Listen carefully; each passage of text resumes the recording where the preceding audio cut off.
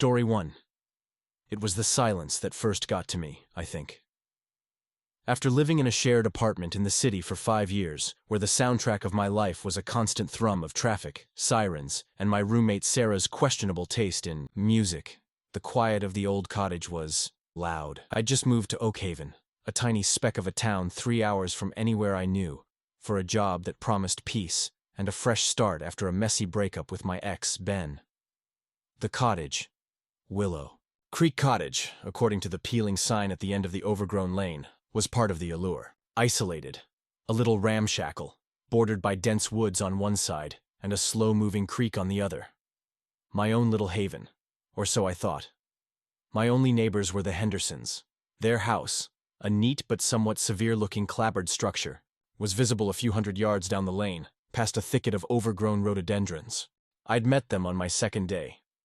Mr. Henderson, a man who seemed perpetually dressed in the same faded blue work shirt and khaki trousers, was out tending an unnervingly orderly vegetable patch. Mrs. Henderson, a woman with silver hair pulled into a bun so tight it looked painful, emerged from their front door wiping her hands on an apron. "Welcome, dear," she'd said, her voice surprisingly soft, yet carrying a strange, flat quality. Her smile didn't quite reach her pale blue eyes. "We're the Hendersons, Arthur and Martha."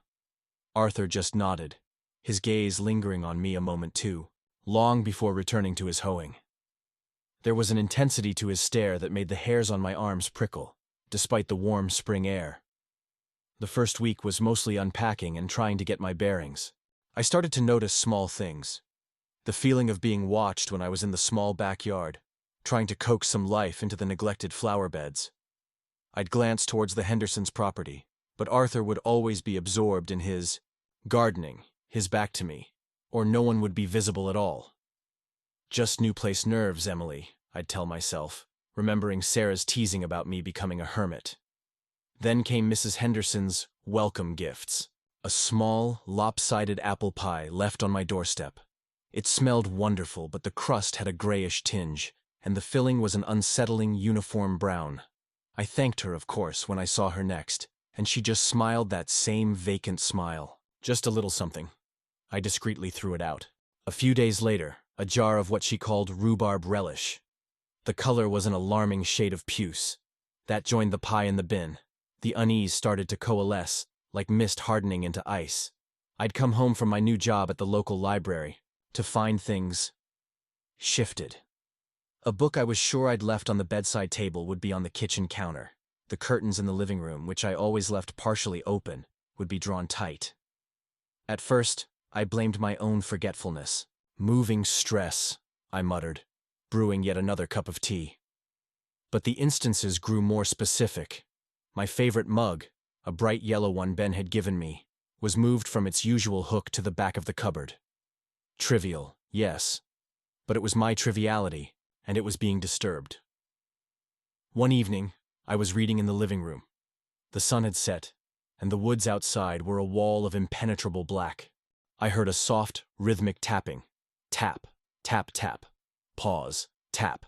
It seemed to be coming from the window just behind my armchair. My heart hammered. I told myself it was a branch, or an owl, or some other perfectly normal woodland sound I wasn't yet accustomed to. I refused to look. The tapping eventually stopped, but the silence that followed was worse, thick with unspoken possibilities. The real turning point came about 3 weeks in. I'd gone out for groceries after work. I distinctly remembered locking the back door. I'd developed a new fastidiousness about locks. When I returned, laden with bags, I walked into the kitchen and stopped dead. Sitting on the worn wooden windowsill, glinting faintly in the fading light, was a small, crudely carved wooden bird. It was unpainted, rough to the touch, its form basic, but somehow knowing. It hadn't been there when I left. My breath caught in my throat. I checked the back door. Locked. The windows were all latched from the inside. How had it gotten there? I picked it up, my hand trembling. It felt cold. There was no note, no explanation, just this silent wooden sentinel. I didn't sleep that night. Every creak of the old cottage, every rustle of leaves outside sounded like footsteps, like breathing. Was it the Hendersons? It had to be. But why? And how? Were they trying to be friendly in some bizarre, unsettling way? Or was it something more sinister? My mind raced, replaying every interaction, every odd glance from Arthur, every bland smile from Martha. "Saw you had a bit of a restless night," Arthur commented the next morning as I shakily got into my car. He was trimming the hedge along the lane, his shears snipping with unnerving precision. "The owls can be quite loud around here." How could he possibly know I'd had a restless night? My bedroom window faced the woods, not his house. That was it. The rationalizations crumbled. This wasn't just me being jumpy. Something was deeply wrong. That weekend I bought a cheap motion-activated security camera online and set it up, hidden in the overgrown ivy that climbed the back wall, pointing directly at my kitchen door. I felt a bit foolish, like I was starring in my own low-budget thriller, but the alternative, doing nothing, felt unbearable. For 2 nights, nothing. The camera recorded only a stray cat and a deer wandering past. I started to relax, just a fraction. Maybe the bird had been a weird prank by local kids, though Oakhaven didn't exactly seem teeming with mischievous youths. On the 3rd night, I woke with a jolt around 3 a.m. I don't know why. The room was cold, and a profound silence pressed in on me. I lay there for what felt like hours, listening, every nerve ending screaming. Eventually, I drifted into a fitful sleep. The next morning, my hands were clammy as I retrieved the SD card from the camera. I plugged it into my laptop, my coffee growing cold beside me. The footage started with the usual, darkness, then the cat again. I fast-forwarded, and then I saw it. The timestamp read 3:07 a.m. A figure emerged from the shadows at the edge of the woods, moving with a slow, deliberate gait. It was Arthur Henderson. He walked right up to my back door. He didn't try the handle at first. He just stood there, his face obscured by shadow, for a full minute. Then, he reached out and very, very gently, almost tenderly, tested the doorknob. It held. He paused, and then, he lifted his head, and it was as if he knew exactly where the camera was. He looked directly into the lens. In the grainy monochrome footage, I could see a faint, chillingly calm smile spread across his face. He held my gaze, or the camera's, for a few seconds, then turned and melted back into the darkness of the woods. I felt like I couldn't breathe. It wasn't just that he was there. It was the smile, the quiet confidence, the complete lack of surprise at being potentially observed. I didn't even pack properly. I threw clothes into a suitcase, my laptop, the wooden bird. I don't know why I took that. I called my friend Mark, my voice shaking so much I could barely form words. He didn't ask many questions, just said, "I'm on my way. Stay on the phone." I sat in my car, doors locked, watching the Hendersons' house until Mark's headlights appeared at the end of the lane. As we drove away, I saw Martha Henderson standing on her porch, watching us leave. She didn't wave. Her face was as impassive as ever, but I could feel her eyes on me until we turned the corner. I broke the lease. I never went back to Oakhaven. I never found out what the Hendersons wanted, or why they'd focused on me. Were they just profoundly lonely and socially inept? Or was there something darker under the surface, something they were waiting to enact?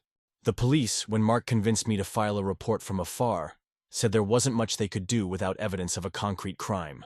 Unusual behavior, they called it. Sometimes, late at night, especially if I'm alone, I think about Arthur Henderson's smile in that grainy footage. And I think about that little wooden bird, which now sits wrapped in a cloth at the bottom of a box in my closet. I still double-check my locks, more than necessary. The silence doesn't bother me anymore. It's the people you can see, the ones who smile too readily, or not at all, that carry the real chill. Story 2. The ad for Seabrook Rest had promised tranquility. A charming, slightly faded guest house in an equally faded coastal town. Perfect for someone like me, frayed at the edges from too many months of city noise and neon deadlines. I just needed a few days to breathe air that tasted of salt instead of exhaust fumes. What I got was Mr. Finch and a masterclass in the slow, creeping bloom of unease. Seabrook Rest was older and more isolated than the pictures suggested, perched on a low bluff overlooking a perpetually gray and churning sea. Mr. Finch, the proprietor, matched the house. Tall, gaunt, with eyes the color of a stormy sky and a smile that didn't quite reach them. He had a habit of appearing soundlessly in doorways, a dish towel perpetually in his bony hands. "Just yourself, then, Miss Holloway?" he'd asked when I arrived, his voice a dry rustle like autumn leaves. I'd nodded, managing a weak smile.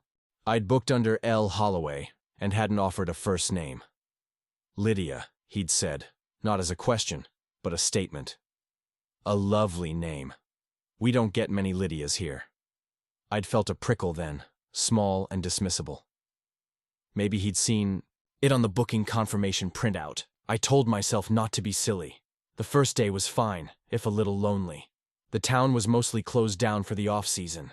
I walked the blustery beach, read in the guest house's chilly parlor, and tried to ignore the feeling of being observed. It was an old house, I reasoned. Floorboards creak. The wind howls. It's easy to feel spooked when you're alone. Mr. Finch served breakfast in a gloomy dining room. The first morning he asked, "Sleep well, Lydia? No bad dreams?" "Fine, thank you," I said, focusing on my toast. "Good, good. Some find the sea unsettling at night. All that pounding. Like a heartbeat, wouldn't you say?" His pale eyes held mine for a fraction too long.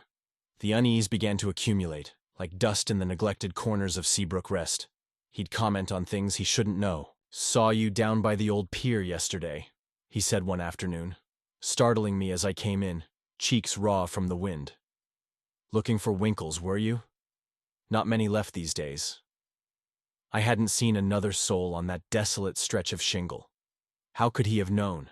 Another time, I was sketching in my notebook, a habit I'd revived for the trip, trying to capture the stark outline of a gnarled, wind-battered tree on the cliff edge.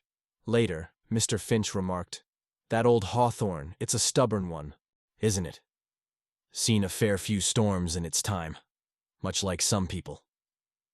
He gestured vaguely with a skeletal hand. I hadn't shown him my sketchbook. I hadn't even mentioned I was drawing. My room was at the top of the house, with a dormer window that rattled in the wind. I started wedging a book against it at night. I also started double-checking the flimsy lock on my door. The silence of the house, broken only by its groans and sighs, and the distant roar of the waves, began to feel less like peace and more like a held breath. One evening, I was reading in the parlor, trying to lose myself in a story. The only light came from a dim-fringed lamp. I heard a soft creak from the hallway and looked up. Mr. Finch stood in the doorway, not looking at me, but at the empty armchair opposite mine. He was murmuring something, too low to catch, his head tilted as if listening to a reply. A shiver traced its way down my spine. He stayed like that for a full minute, then slowly turned his gaze to me. "Just reminiscing, dear," he said, his smile wider this time, somehow more unsettling. "The house remembers everyone who stays." I started making plans to leave a day early. I told myself it was the weather, the isolation, my own overactive imagination. But a cold knot of dread had tightened in my stomach. The night before my planned departure, I couldn't sleep. The wind was particularly violent, clawing at the roof and sending shudders through the old timbers. Around 2 a.m., I heard it. A soft, rhythmic creaking from the hallway, different from the usual groans of the house. It was the sound of footsteps, slow and deliberate, pacing outside my door. My heart hammered against my ribs. I lay frozen, straining my ears. The footsteps stopped right outside. I held my breath, imagining him standing there, listening. Then, a whisper, so faint I almost thought I'd imagined it, but unmistakably his voice. "Not much longer now, Eliza. She's a patient one. This one. But they all get restless eventually." Eliza? Who was Eliza? There were no other guests.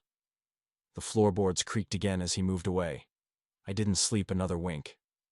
As soon as the gray, watery dawn broke, I was up, throwing my things into my bag, with trembling hands. I didn't care about breakfast or checking out formally. I just had to get out. I crept down the stairs, my shoes in my hand. The house was silent, cold. The front door, with its stiff bolts, seemed miles away. I reached the bottom step. Leaving so soon, Lydia? I whirled around. Mr. Finch stood in the shadowed archway of the dining room, holding a small silver-backed hairbrush. My hairbrush. The one I'd left on the dressing table in my room. The one I was sure was still upstairs. His smile was gone. His pale eyes seemed to glow faintly in the dim light. "You drop this," he said, his voice flat. "Wouldn't want you to forget it." He took a step towards me, extending the brush. How had he gotten it? Had he been in my room while I was sleeping, my senses too dull with terror to notice?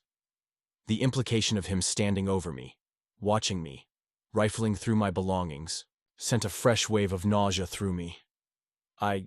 Thank you," I stammered, my voice barely a whisper.